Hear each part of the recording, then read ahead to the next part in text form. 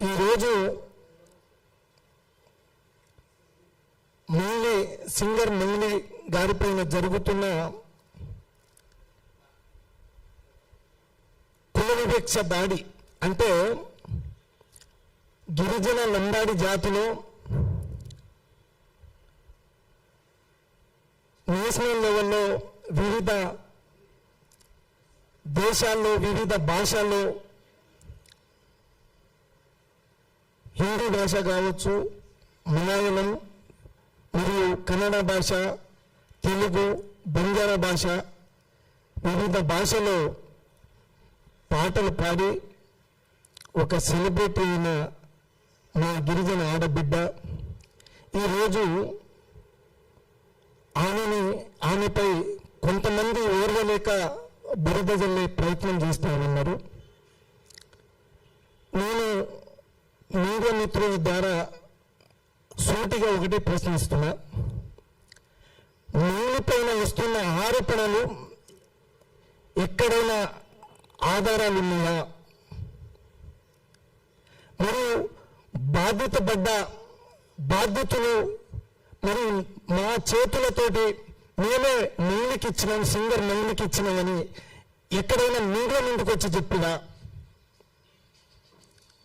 అంటే ఒక గిరిజన జాతిలో ఒక ఆడబిడ్డ ఎదిగితే ఇంత అవమానిస్తారా? ఎవరికైనా కుటుంబాలు ఉంటాయి. మరి ఒక ఆడబిడ్డను ఎటువంటి ఆధారాలు లేకుండా ఇట్లా బయట లాగడం కరెక్ట్ కాదు. అదేవిధంగా కొంత మీడియా వరకు మరి కొంతమంది మీడియా మిత్రులు ఆ అమ్మాయిని ట్రోల్ చేసి మరి దారుణంగా పదే చూపిస్తూ ఆమె ఏదో స్కామ్ చేసిందని మరి చూపిస్తున్నారు. మరి ఇది నేనైతే కులవీక్ష అనేతోటే నేను భావిస్తాను. మరి కొంతమంది మీడియాలో మన సుమన్ టీవీ ఛానల్ రోషన్ గారు, అదేవిధంగా మన తొలి వెలుగు రఘు గారు, మరి వారి దగ్గర ఎంతవరకు కరెక్ట్గా ఆధారాలు ఉన్నాయని మనకు తెలియదు. మరి సుబ్బారావు గారు హైకోర్టు అడ్వకేట్, మరి ఒక న్యాయవాది, ఆ న్యాయవాది బాధితుల తరపున న్యాయబద్ధంగా చట్టపరమైన కోర్టులో కొట్లాడాలి. మరి ఆ సుబ్బారావు గారు స్టూడియోలో చుట్టూ తిరుగుతుంటే అప్పటికైనా మనం గమనించాలి. స్టూడియోలో మరి మంగ్లీ పైన ఎటువంటి ఆధారాలు లేకుండా మరి ఆరోపణలు చేస్తూ ఆ అమ్మాయిని అవమానించే విధంగా మరి ప్రవర్తిస్తూ మరి మీడియా మిత్రులు కూడా గమనించాలి.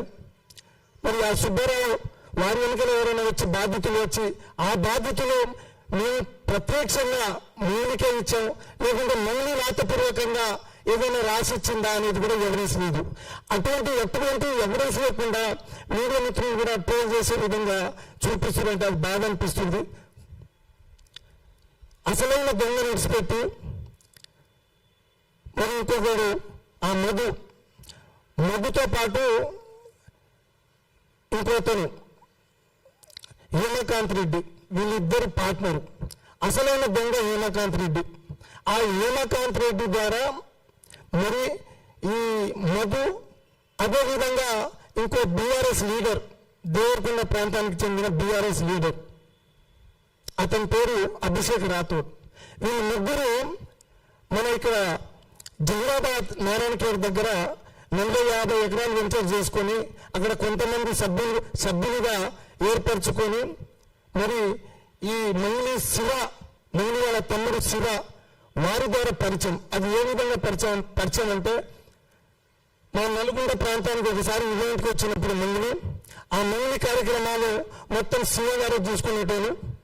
ఆ శివ ఫోన్ నెంబర్ తీసుకొని మధ్య ఒకసారి ఊరు కూడా పిలిపించాడు. మేము కూడా మంగ్లీని చూడడానికి చాలా మంది లేడు మా చుట్టుపక్కల ప్రాంతంలో. అక్కడ ఏర్పడ్డ ఆ పరిచయాన్ని ఆసరగా చేసుకొని మధ్య ఈరోజు శివని పక్కన పెట్టేసి మధుని పక్కన పెట్టేసి హేమకాంత్ రెడ్డిని పక్కన పెట్టేసి ఎటువంటి సంబంధం లేకుండా మౌనిని ఈ ఉచ్చులో లాగి బురద జల్లడం, ఈ విషయంపై సేవలాల్ బంజారా సంఘం తీవ్రంగా ఖండిస్తుంది. ఈరోజు వారి కుటుంబం మరి ఆ కుటుంబ సభ్యులు మంగళితో పాటు వాళ్ళ చెల్లెని కూడా బయటికి లాగారు. ఎవరికైనా కుటుంబాలు ఉంటే ఆ కుటుంబంలో ఆడబిడ్డలు ఉంటారు. మరి ఎటువంటి ఆధారాలు లేకుండా ఇట్లా రోడ్డు మీదకి లాగి వారి పరువుకు భంగం కలిగించే విధంగా ప్రవర్తిస్తే గిరిజన జాతి సహించదు. మౌని కుటుంబ సభ్యుల మీద సభ్యుల వెనుకల గిరిజన జాతి ఉంటుందని మీడియా మిత్రుల ద్వారా నేను తెలియజేస్తున్నా. ఈరోజు ఒక పచ్చి నిజం మీకు చెప్పాలి.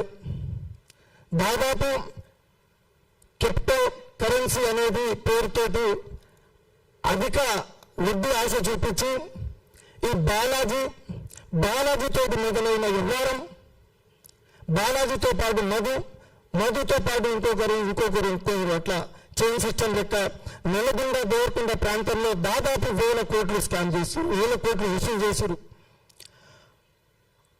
1000 కోట్లు వసూలు చేశారు. బాధితులు దాదాపు 5,000 మంది బాధితులు ఉన్నారు. నల్లగొండ ప్రాంతానికి చెందిన వారే అందరూ 99% గిరిజన జాతి బిడ్డలే. రైతులు, ఆటో డ్రైవర్లు, 20 నుంచి 35 సంవత్సరాల లోపు యువకులే 15 రూపాయల నుంచి 20 రూపాయలు వడ్డీ ఆశ చూపించి నల్లగొండ ప్రాంతంలో 3-4 ఆత్మహత్య చేసుకున్నారు. మరి ఆ రోజు బాలాజీ నాయక్ గారు అక్కడున్న నల్గొండ ప్రాంతానికి ఉన్న మంత్రి కోమటిరెడ్డి వెంకటరెడ్డి పేరు చెప్పారు. అదేవిధంగా స్థానిక ఎమ్మెల్యే బాలునాయక్ గారు పేరు చెప్పారు, జానారెడ్డి గారి పేరు చెప్పారు. వీళ్ళందరూ నా వెంటనే ఉన్నారు. మరి ఆ రోజు ఎందుకు మీడియా చూపించలేదు? మరి ఆ రోజు 5,000 మంది బాధితులు మరి బాధపడ్డప్పుడు, 3-4 చనిపోయినప్పుడు మరి రాజకీయ నాయకులు ఎందుకు స్పందించలేదు? ఆ ప్రాంతానికి చెందిన బాలునాయక్ ఎందుకు స్పందించలేదు? ఆ ప్రాంతానికి చెందిన ఒక మంత్రి ఎందుకు స్పందించలేదు? కాంగ్రెస్ పార్టీ సీనియర్ నాయకుడు ఎందుకు స్పందించలేదు? అంతమంది మోసపోయారు, అంతమంది చనిపోయారు. ఆ రోజు టీవీలో వచ్చినాయి, పేపర్లో వచ్చినాయి. మరి ఈ రోజు ఎటువంటి ఆధారం లేకుండా మౌని గారిని ఈ ఉచ్చులో లాగి బురద జల్లడం కరెక్ట్ కాదు. నేను ఒకటే హెచ్చరిస్తా ఉన్నా, ఈ హేమకాంత్ రెడ్డి మరి సుబ్బారావు, అదేవిధంగా మన తొలి వెలుగు ఛానల్ రఘు గారు, సుమన్ టీవీ రిపోర్టర్, నేను ఒకరే హెచ్చరిస్తా ఉన్నా, ఆ కుటుంబ సభ్యుల్లో ఎవరికి ఏమైనా జరిగినా మీరే బాధ్యత వహించాలి. ఎందుకంటే ఎటువంటి ఆధారాలు లేకుండా మీరు ఇట్లా చూపించడం అది మీ పొరపాటు, అది తప్పది. తర్వాత మళ్ళా మిగతా మీడియా వాళ్ళు చూపిస్తారు, వాస్తవాలు తెలుసుకొని చూపిస్తారు, వాస్తవాలు మాట్లాడుతున్నారు. మరి మీరెందుకు ఆ అమ్మాయిని టార్గెట్ చేసుకున్నారు? మీరెందుకు ఆ అమ్మాయిని ట్రోల్ చేస్తున్నారు? ఒక గిరిజన బిడ్డ అయినా మరి ఈ విషయంపై కూడా మా గిరిజన జాతి ఖండిస్తుంది. ఇప్పుడు సేవలాల్ బంజారా సంఘం ముఖ్య సలహాదారులు